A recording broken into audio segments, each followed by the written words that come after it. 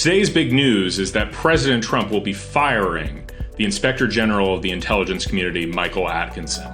The New York Times reports he notified lawmakers late on Friday saying he, the president, had lost confidence in the Inspector General for the intelligence community. Now, many Democrats, progressive commentators are claiming that this firing amounts to punishing a whistleblower and a truth teller. For example, Adam Schiff tweets, Trump's dead-of-night decision to fire ICIG Michael Atkinson is another blatant attempt to gut the independence of the intelligence community and retaliate those who dare to expose presidential wrongdoing. It puts our country and national security at even greater risk. You have to read it this way because it's the only way to read Adam Schiff and just be able to be sane. Katie Fang, a prominent analyst, says, in the dead of night and in the midst of a pandemic, Trump retaliates against intelligence community IG Michael Atkinson for simply doing his job. Sam Vinograd, who is a CNN national security analyst, says an inspector general's job is to investigate and report on waste, fraud, and abuse, not to be complicit in it. Michael Atkinson did his job and was fired for it. You get the picture, right? You see the sort of contempt that I believe we should hold for these people. There's a basic problem here, and there's something very missing in this story. Michael Atkinson being fired now, if anything, is simply too late. His actions during the Ukraine saga and how he handled the particular whistleblower complaint were ultra vires, unlawful. And he should have been fired within days of that happening, honestly. But to understand why, let's kind of try and go back to where we were in August, September 2019. No, it's a long time from now, or a long time ago. It feels like that because of the coronavirus. But let's go back then. So if you'll recall, September 25th, 2019, the New York Times reported that a whistleblower alleged concerns about the White House handling of the Ukraine call. Remember, this was the famous phone call between President Trump and Vladimir Zelensky, where President Trump decided to talk about Ukraine potentially investigating Joe Biden. No quid pro quo and all that. This was all kicked off on August 12th, 2019, when the whistleblower, who shall remain unnamed because I want to cooperate with YouTube algorithms, sent a letter to the heads of the various committees of intelligence, Richard Burr, who's the head of the Senate Intelligence Committee, and Adam Schiff, the head of the House Intelligence Committee at the time, saying, quote, I am reporting an urgent concern in accordance with the procedures outlined in 50 U.S.C. 3033 K5A. I'm going to say that because it actually matters. We're going to read the statute and try and understand why it was that this whistleblower complaint was unlawful from the beginning and why Michael Atkinson handled it so poorly. He says, quote, in the course of my official duties, I have received information from multiple U.S. government officials, probably Alex Vindman, one would guess, that the President of the United States is using the power of his office to solicit interference from a foreign country in the 2020 U.S. election. Sounds a lot like a Democratic talking point. Weird. It's almost like Schiff and whoever this whistleblower might have been probably were talking. Just saying.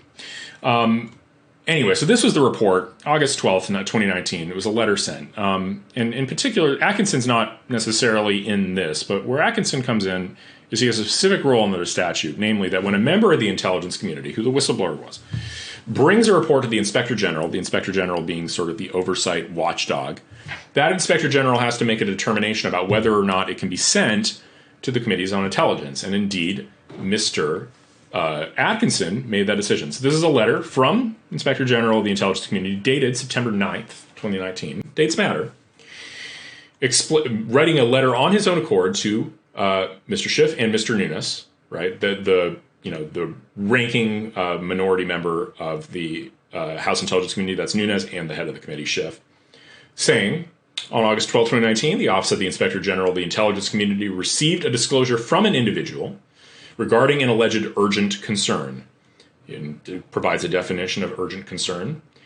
And says, after receiving the complaint's disclosure, the ICIG was required within 14 days to determine whether the information alleged by the complainant was credible. And during that period, Atkinson says he conducted a review of the disclosure, and he determined that the complainant's disclosure met the definition of an urgent concern, and therefore forwarded it along to the acting director of national intelligence, then Joseph McGuire. Now it's Richard Grenell. But then, and demanding that that be transmitted within 7 calendar days. And apparently it wasn't, so Mr. Atkinson wrote a letter on his own accord to Schiff and Nunes about what had taken place. Weird. Why is Atkinson essentially demanding that this gets sent to Schiff and Nunes? Well, Here's another point. It is my understanding that the acting DNI has determined that he is not required to transmit my determination of a credible urgent concern or any of the complainant's information to the Congressional Intelligence Committee because the allegations do not meet the definition of an urgent concern. He says, and this is more of Atkinson, right? This is Atkinson rebelling against his own, essentially, the DNI, right? Atkinson's just a watchdog. The DNI actually runs and coordinates the Intelligence Committee. Quote again. Although I believe and appreciate that the acting DNI is acting in good faith, the acting DNI's treatment of the complainant's alleged urgent concern does not appear to be consistent with past practice. As you know, the ICIG has on occasion in the past determined that, for a variety of reasons, disclosures submitted to the ICIG under the urgent concern statute did not constitute an urgent concern. In those cases, even though the ICIG determined that those disclosures did not meet the definition of the urgent concern, the DNI nevertheless provided direction to the ICIG to transmit that determination to the Intelligence Committee. So, Atkinson's argument is basically, look, I realize you're saying that this wasn't an urgent concern, but even if you don't agree, you should have transmitted it anyway. Not really clear what the basis for that is, and we'll get into why. So, Michael Atkinson writes a letter to Schiff and Nunes saying, I transmitted this letter from the whistleblower to the Director of National Intelligence. He should have given it to you guys. He didn't, and he was wrong not to. Weird behavior. But was that actually correct? Well, let's take a look at the statute, if you will, please. This is the statute all the way up here. This is the statute about that. That's the enabling statute for the Inspector General of the intelligence community. And let's go right here. So this is the part that talks about it. This is subsection K5A of this statute. Quote, an employee of an element of the intelligence community, et cetera, who intends to report to Congress that a complaint or information with respect to an urgent concern may report such complaint or information to the Inspector General. So in this case, it would have been the whistleblower reporting to Atkinson. Subsection B, not later than the end of the 14-day calendar day period, beginning on the date of receipt of the complaint, the Inspector General shall determine whether the complaint or information appears credible. Upon making such a determination, the Inspector General shall transmit to the Director a notice of that determination together with the complaint. C, upon receipt of a transmittal from the Inspector General under subparagraph B, the Director shall, within 7 days of such receipt, forward that to the Congressional Intelligence Committee. So, based on that alone, you might think, oh, well, clearly this happened as it should have, and clearly McGuire should have forwarded this onto the committees. After all, there was an urgent concern about this phone call between Trump and Zelensky. The Inspector General saw that on face it was an urgent concern, and why didn't it go forward? Well, once we actually figure out, what is an urgent concern, that seems like a pretty important question. What is an urgent concern? Well, statute tells you. Quote, in this paragraph, the term urgent concern means any of the following. Focus solely on number one. A serious or flagrant problem, abuse, violation of law or executive order, or deficiency relating to the funding, administration, blah, blah, blah, blah, within the responsibility and authority of the Director of National Intelligence involving classified information. This is the phrase right here. This is the key part. For there to be an urgent concern, the subject of whatever abuse, problem, violation of law has to be within the responsibility and authority of the Director of National Intelligence. So, if there's a violation of law that somebody in the intelligence community finds and wants to report on, well, there's ways to do that, but it's not an urgent concern unless it's within the responsibility and authority of the Director of National Intelligence. Why does this matter? Well, normally when you have a violation of law, what happens is you go to the Attorney General at the Department of Justice, right? That would be Attorney General Barr, and because the Department of Justice handles prosecutions and potential violations of law. That's what it's there for. The urgent concern statute is for those situations where Congress has decided in its wisdom to give people in various departments the ability to route around the Department of Justice and go straight to Congress, go straight to the committees. But that's got to be narrower because that's essentially a little bit of encroachment on executive power, the power to prosecute, the power to handle these things. So the limitation here, in this one especially, is that the particular activity has to be within the responsibility and authority of the Director of National Intelligence. Well, in this case, it's the President. It's a presidential phone call on a diplomatic matter. That's not a Director of National Intelligence matter. The President supervises Michael Atkinson. Michael Atkinson is not President Trump's boss. Michael Atkinson was a subordinate. Moreover, Joseph McGuire was not President Trump's boss. Joseph McGuire was a subordinate. The president holds the executive power. That's the way our Constitution is set up. So fundamentally, there's just this problem where there never was an urgent concern because there never was anything that was within the purview of the Director of National Intelligence. And that's what the Department of Justice, I'm sorry, not the Department of Justice, that's what the White House's Office of Legal Counsel concluded right off the bat.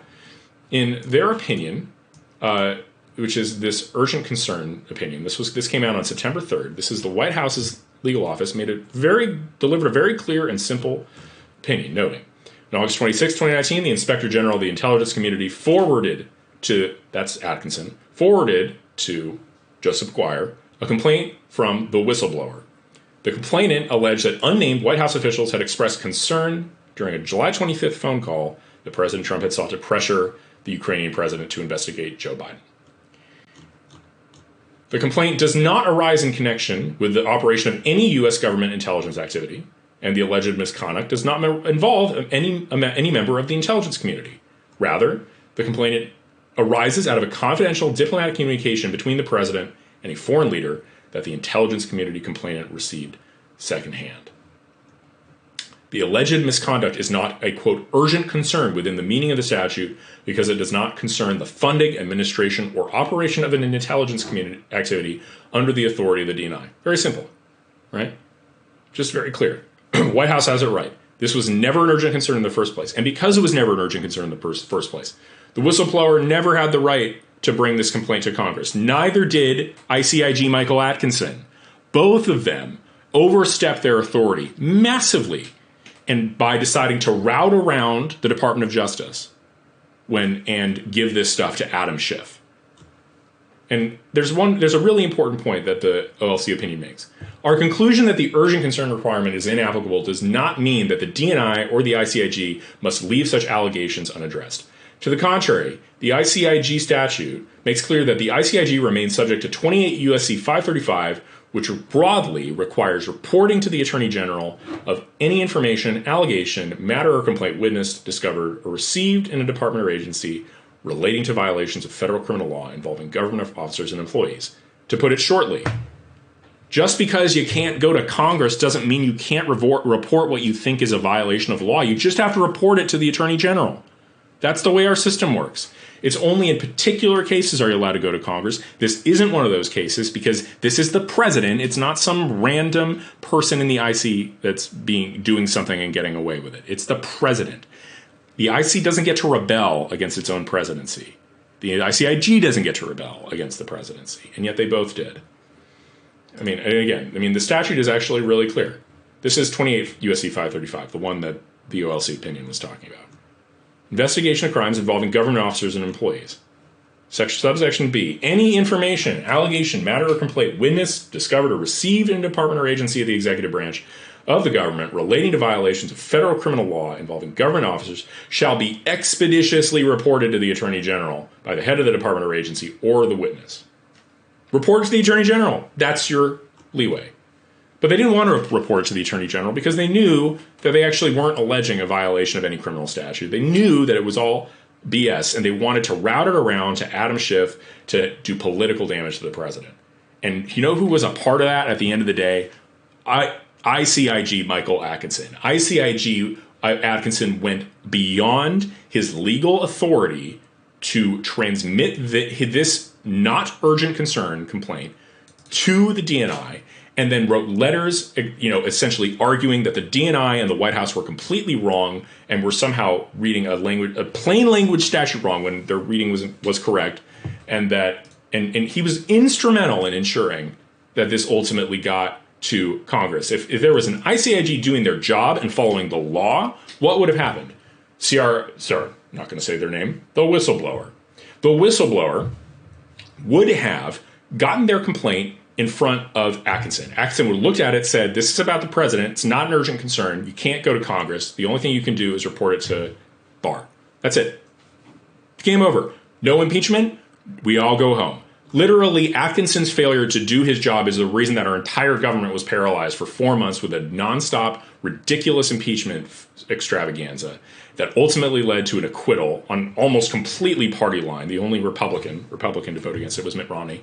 And more importantly, perhaps, paralyzed the entire working of the government right as the coronavirus is breaking out in China. That all can be traced back to Michael Atkinson as one of the key people involved in making sure that our government was paralyzed by all this nonsense. If any inspector general ever deserved a firing, it was Michael Atkinson. President Trump absolutely did the right thing by firing him. And if anything, we need to make sure that the rest of the people who participated in this absolute farce, unlawful farce, on the plain face of the statute, this was never an urgent concern.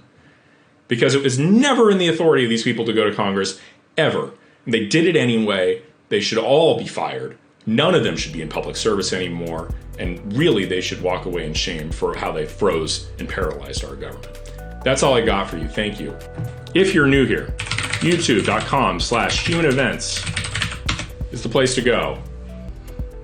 Hit that subscribe button, please. Oh, this is my page. Whatever. Hit the subscribe button. I don't have one. You will. Hit the subscribe button, subscribe to our feed, and follow our videos for more. Thank you so much for watching. Hope you enjoyed it. This is Will Chamberlain. I'll talk to you tomorrow.